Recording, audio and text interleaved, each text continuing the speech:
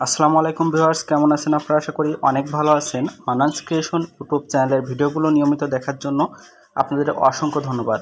Viewers, আমি জানি যে আপনারা খুবই অপেক্ষায় আছেন যেন আমি একটা নতুন ভিডিও নিয়ে আসি, কিন্তু আমি কতটা কর্মব্যস্ততার মধ্যে আছি সেটা আমি আসলে নিজেই জানি। তারপরেও অনেকটা লেট হয়ে যাচ্ছে, যার কারণে আজকে সময় বের করে আপনাদের জন্য একটা ভিডিও নিয়ে আসছি।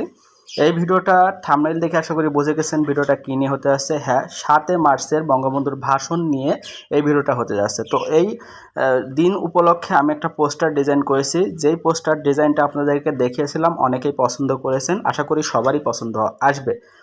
এই পোস্টারটার প্রজেক্ট ফাইল বা পিএলপি ফাইল আপনাদের সাথে শেয়ার করব। তবে এটা নিতে হলে আপনাদের সম্পূর্ণ ভিডিওটা দেখতে হবে, কারণ সম্পূর্ণ ভিডিওটা দেখলে আপনারা 3টা পাসওয়ার্ড পাবেন। ভিডিওর ডান দিকে একটা একটা করে উঠবে। এই 3টা পাসওয়ার্ড সংগ্রহ করে ভিডিও ডেসক্রিপশন বক্সে থাকা লিঙ্ক থেকে আপনাদের প্রজেক্ট ফাইল বা পিএলপি ফাইলটা ডাউনলোড করতে হবে। ডাউনলোড করার পর ওটা কাস্টমাইজ করার জন্য প্রয়োজন হবে একটা অ্যাপসের নাম হলো পিক্সেল ল্যাব, যেটা আমার ফোনের স্ক্রিনে দেখতে পাচ্ছেন।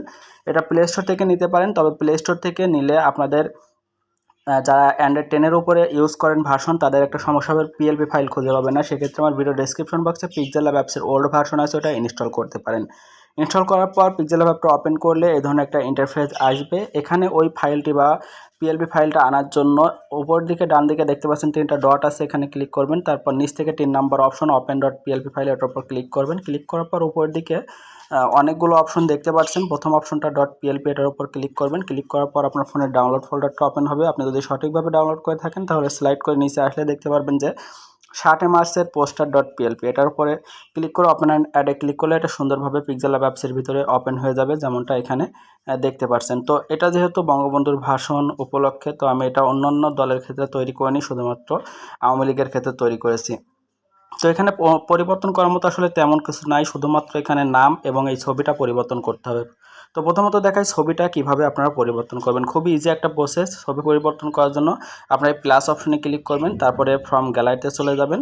ফ্রম গ্যালারিতে যাওয়ার পরে আপনি যার ছবিটা ওখানে দিতে চান তার ব্যাকগ্রাউন্ড রিমুভ করে একটা ইমেজ আনতে হবে। আপনি যদি না জেনে থাকেন কীভাবে ফটো ব্যাকগ্রাউন্ড রিমুভ করতে হয়, সেক্ষেত্রে এই বিষয়ে আমার ভিডিও আছে, ভিডিও ডেসক্রিপশন বক্সে লিঙ্ক প্রোভাইড করা থাকবে, ওখান থেকে দেখতে পারেন। তো আমার এখান থেকে আমি আগে থেকে ব্যাকগ্রাউন্ড রিমুভ করা ছিল, একটা ফটো সিলেক্ট করে নিলাম। তারপর এখানে সাইজ মতো সুন্দর করে বসিয়ে দেবো। আপনারা চাইলে এভাবে ছোট বড় করে বসাইতে পারেন। তারপরে এখান থেকে লেয়ার অপশনে চলে যাব। যাওয়ার পর মাত্রা যে ছবিটা আনলাম, সেই ছবিটা যদি লক্ষ্য করেন তার বাম পাশে 8টা ডট আছে, এটার উপর চেপে ধরে রেখে এভাবে স্লাইড করে আপনারা নিচে নিয়ে আসবেন। আগের ছবিটা যেখানে আছে ঠিক সেখানে নিয়ে যাবেন। দেখতে পাচ্ছেন আমি এভাবে আগের ছবিটার কাছে নিয়ে আসলাম।